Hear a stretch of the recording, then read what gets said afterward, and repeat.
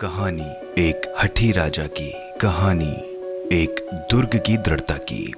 इतिहास भारत के स्वर्णिम काल का, इतिहास रणथंबोर के अजय दुर्ग का। भारत में ऐसे कई दुर्ग, किले, मंदिर आदि हैं जो प्राचीन भारत के भव्य इतिहास, वास्तुकला और संपन्नता का प्रतीक हैं। उनमें ही एक ऐसा दुर्ग भी है जो अपनी दृढ़ता के लिए जाना जाता है।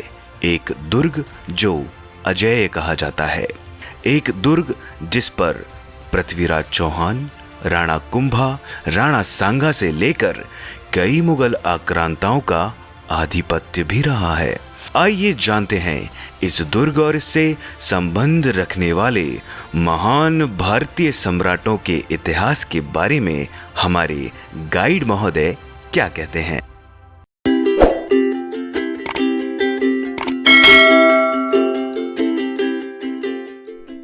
हाँ सर, ये राजस्थान का सेकेंड लार्जेस्ट फोर्ट है, फर्स्ट है चित्तौड़गढ़। हरिशंकर सैनी मेरा नाम है, रणथंबोर में आपका वेलकम है। इसी फोर्ट के चारों दिशा में इसे 4 एंट्रेंस गेट बनाए हैं, जिसमें से पहला गेट नौलखा है, दूसरा दिल्ली गेट है, तीसरा सतपुल गेट है और चौथा सूरजपुल गेट है। लेकिन 3 गेटों को बंद कर रखे हैं क्योंकि इस फोर्ट की बनावट ऐसी एक सिंगल हिल पे बना हुआ फोर्ट है, एक की पहाड़ी पर। तो इस फोर्ट के चारों तरफ नेशनल पार्क पर टाइगर देखने जाते हैं जो, तो तीनों गेटों का निकाल नेशनल पार्क में जा चुका है। तो उनको क्लोज कर रखे, एक गेट चालू कर रखा फोर्ट के लिए और मंदिर के लिए। अच्छा। तो मेन एंट्रेंस गेट है नौलखा गेट। इसके सामने जो सेफ्टी वॉल लगी हुई है सर, ये इससे 3 प्रकार के बेनिफिट है इससे। पहला बेनिफिट ये है कि जैसे दुश्मन आएगा तो उसको गेट नजर नहीं आएगा, ये वाला। हाँ, गेट नहीं दिखेगा। दूसरा बेनिफिट ये है कि पहले राजा महाराजाओं के टाइम पे जब अटैक करने आते थे तब हाथियों को वाइन मदिरा पिलार गेटों को तोड़ाया करते थे। तो जैसे यहाँ से सीधा हाथी भागकर आएगा तो उसे टल लेना पड़ेगा, टलने में उसका पावर खत्म हो जाएगा, पीछे सड़क का दोस्त नहीं बना पाएगा। खड़ा खड़ा ताकत अजमाएगा तो सब गेटों को नकीले भाले लगे हुए हैं, इससे घायल हो जाएगा।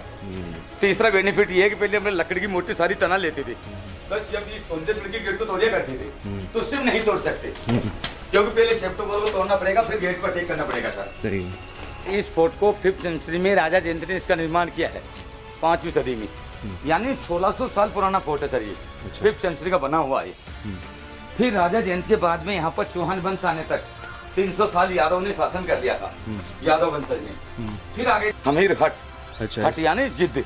अच्छा। तो ऐसा भी बताया जाता है ना कि भारत में पृथ्वीराज चौहान के बाद सबसे जो हठी राजा हुए हैं हमीर देव चौहान हुए हैं। हमीर देव हुए हैं सर। हाँ। उन्होंने लगभग यहाँ कितने साल राज किया था? 1282 से और 1301 तक। 1301 तक, 1282। हाँ, चौहान वन रहने तक किसी जीतने नहीं दिया इस फोर्ट को उन्होंने। अच्छा। क्योंकि ये अजय फोर्ट है। हाँ। केवल छल कपट से राज्य किया था, छल से। बड़े लोग कहते हैं घर का भेदी लंका ढाए। किसने छल किया था यहाँ पर? अलाउद्दीन खिलजी, उसका चाचा जलालुद्दीन खिलजी, इन दोनों ने। तब फिर यहाँ पर पहला अटैक किया था सर, यहाँ पर 1290 में आकर जलालुद्दीन खिलजी ने, जी, दिल्ली के सुल्तान थे जी, उन्होंने इस फोर्ट को चारों तरफ से घेर लिया था। हाँ। क्योंकि वे पावरफुल राजा थे, उनके पास में काफी सेना, काफी आर्मी थी, और हमीर देव चौहान के पास में बहुत कम सेना थी। पर लेकिन कहते हैं कम सेना थी, पूरी टोटल जंगली सेना थी। जो जंगली इंसान रहता है बहुत ताकतवर रहता है। दूसरा कारण है कि इस फोर्ट की बनावट ऐसी एक सिंगल हिल पे बना हुआ है जी, तो वे तो नीचे से जाते थे और वे ऊपर से वार करते थे। अच्छा। तो एक ही सैनिक कई सैनिकों को प्रवेश नहीं देते थे। हाँ। तब उसने काफी कोशिश की को जीतने के लिए, लेकिन वो सक्सेसफुल नहीं हो पाए थे। तब फिर उन्होंने क्या किया सर, जलालुद्दीन खिलजी ने रन पहाड़ी पर जाकर युद्ध के लिए ललकारा था। रन पहाड़ी पर हमीर देव चौहान को। अच्छा। तो हमीर देव चौहान यहाँ से गए थे सेना लेकर। हाँ। उससे जाकर 3 बार फाइट किया। हाँ। तीनों बार जलालुद्दीन खिलजी को हमीर देव चौहान ने हरा दिया था। हाँ। तो जलालुद्दीन खिलजी यहाँ से हार कर और वापिस दिल्ली रिटर्न लौट गए थे।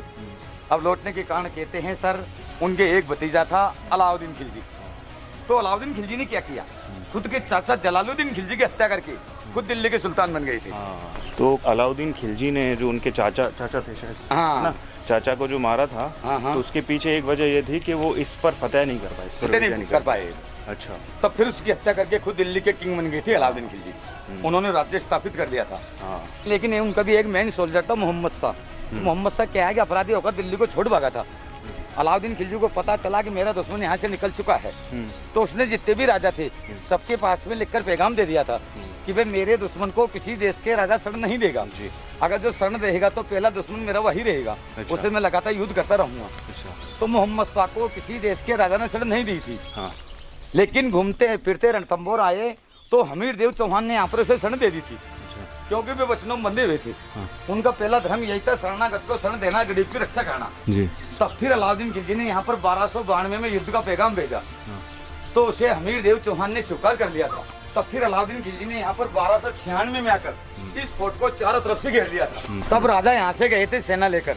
उसके पहले यहाँ रानी और महारानी को बता के गए थे कि हे रानी, अगर मेरी विजय हो जाएगी, जीत हो जाएगी, तो ऑरेंज कलर का फ्लैग दिखाई देगा स्क्रीन टेम पर। अच्छा। तो आप सोच लेना अपने चौहान राजा जीत चुके हैं, तो आप खुशियाँ मनाना। और अगर जो मेरी हार हो जाएगी तो ब्लैक कलर का फ्लैग दिखाई देगा स्क्रीन टेम पर, तो आप सोच लेना अपने राजा हार चुके हैं, मारे गए हैं, तो आप अग्नि जहर कर लेना, नहीं तो दिल्ली के सुल्तान आएंगे, अनैतिक संबंध करेंगे, जीना आराम कर देंगे। इतनी रानी और महारानी को बताकर राजा युद्ध के लिए चले गए थे सेना लेकर। अच्छा। रन पहाड़ी पर। अलाउद्दीन खिलजी के यहाँ पर कुछ दिनों तक युद्ध चलता रहा, लेकिन उसमें क्या है कि अलाउद्दीन खिलजी की सेना बहुत ज्यादा मारी जा रही थी, क्योंकि इनके पास में हमीर देव चौहान के पास में पूरी टोटल जंगली सेना थी। अच्छा। आदिवासी तो बहुत ताकतवर रहते हैं, तो उसको अलाउद्दीन खिलजी उसकी सेना को चारों तरफ से ही प्रवेश नहीं दिया। तब फिर अलाउद्दीन खिलजी की सेना बहुत ज्यादा मारी जा रही थी जी। तब फिर अलाउद्दीन खिलजी ने सोचा कि सेना की शक्ति बल से तो मैं इस फोर्ट को जीत नहीं पाऊंगा। तब उसने क्या कि एक समझौते के लिए कक्सरूम में गुप्त मीटिंग रखी। अच्छा। और उसमें राजा हमीर चौहान के लिए दोस्ती का हाथ बढ़ाया, लेकिन उससे भी हमीर देव चौहान ने ठुकरा दिया था कि भाई हम सत्यवादी पुरुष आपसे दोस्ती नहीं कर सकते, आपसे बराबर युद्ध करेंगे जी। लेकिन वे क्या है कि बार बार पैगाम दे रहे थे। तो यूँ भी कहते हैं जो अपने हिंदू राजा रहता है तो लास्ट टाइम पर क्या दया कर देता है जी। तो वह समझौते के लिए खुद राजा नहीं गया था, उसके जो मेन सोल्जर थे रनमल माहौत और रंतीपाल, दोनों को अलाउद्दीन खिलजी के कक्सरूम में भेज दिए थे दया करके। तो अलाउद्दीन खिलजी ने उनको बिठाकर उनको लालच दे दिया था कि भाई कैसे भी करके मेरी विजय करवा दो, मैं यहाँ का राजा आपको बना जाऊंगा, क्योंकि मेरे को राज्य नहीं करना, मेरे तो मोहम्मद शाह को पकड़ के ले जाना है। तो वे क्या है कि राजा बनने के चक्कर में लालच में आ गए, लेकिन राजा को पता नहीं था कि मेरे ही सेनापति लालच में आ रहे हैं। तो फिर लास्ट ईयर में जब युद्ध चालू हुआ तो उसमें किंग राजा हमीर देव की क्लियर जीत हो चुकी थी। जो सामने जो जंगल दिख रहा ये रन पहाड़ी है, पल्ली वाली बैटलफील्ड। तो वे वहाँ रन पहाड़ी पर जश्न मनाने लग गए।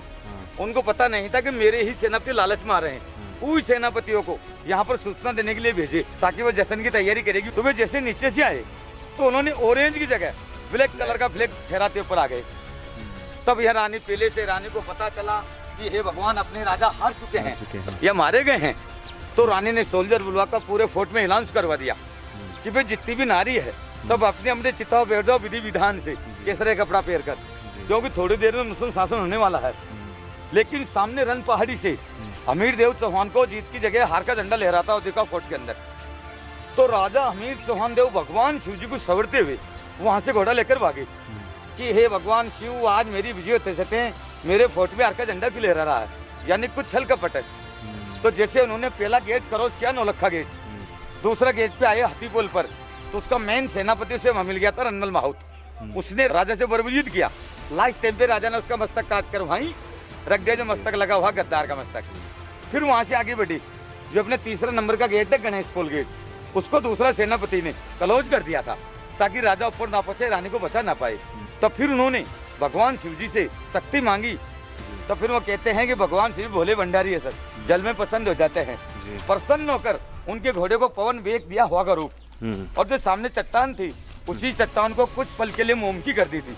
तब उन्होंने सीधा घोड़ा परविश किया था चट्टान से, तब वे घोड़े को टापा को निशान आए वहाँ। लेकिन यहाँ रानी पैलेस पर पहुँचते पहुँचते कुछ पल लेट हो चुके थे, इतने रानियां अग्नि डाल चुकी थी। अरे बाप, रानी सहित यहाँ पर 13,000 लेडीजन छोड़ कर लिया था। 13,000। फिर जलती ही रानियों को देख के राजा हमीर चौहान देव बहुत क्रोधित हुए, बहुत दुखिया हुए।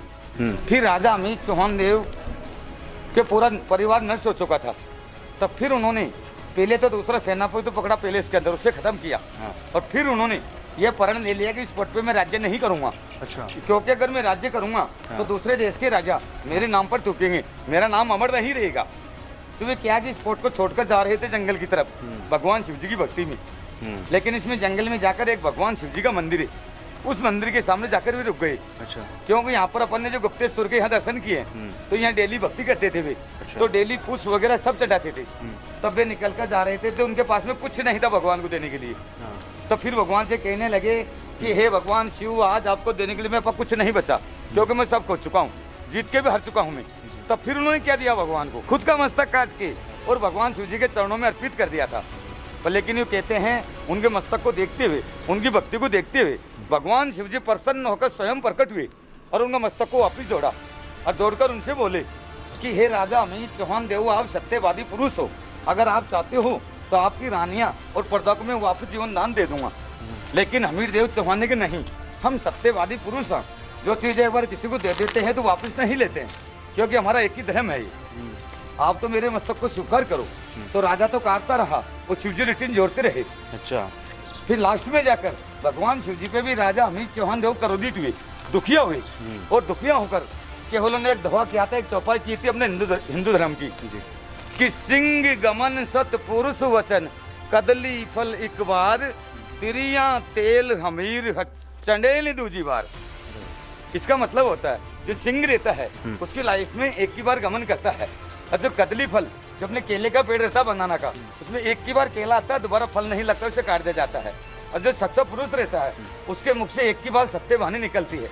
और जो त्रिया तेल, जब अपनी भारतीय लेडीज है किसी बहन या बेटे की शादी करते हैं तो उसके लाइफ में उसके तेल और हल्दी एक ही बार चढ़ता है शादी के टाइम पर ही, दोबारा तेल नहीं चढ़ता लेडीज की।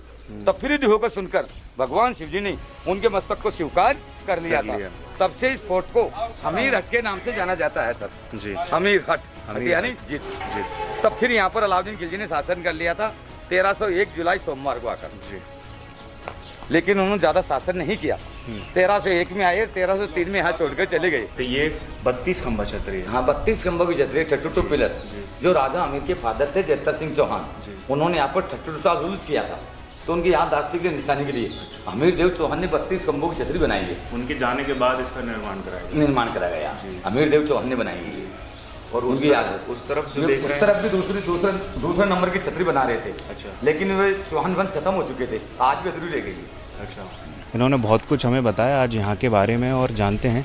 एक बात मैं और जानना चाहूँगा, कहीं मैंने पढ़ा था कि खानबा के युद्ध में एक बार राणा सांगा जो है घायल हो गए थे। हाँ, घायल हो गए थे जी। कहते हैं कि सबसे ज्यादा युद्ध राणा सांगा ने ही किया था जी, मुगलों से जी। तो उनके शरीर पर 80 घाव लग गए थे। तो वे क्या घाव भरने के लिए इस फोर्ट पर आकर उन्होंने राज्य किया था। अच्छा। क्योंकि जितने भी फोर्ट है सब दूर से दिखते हैं, ये फोर्ट नहीं दिखता है, इस जंगल के अंदर है। अच्छा।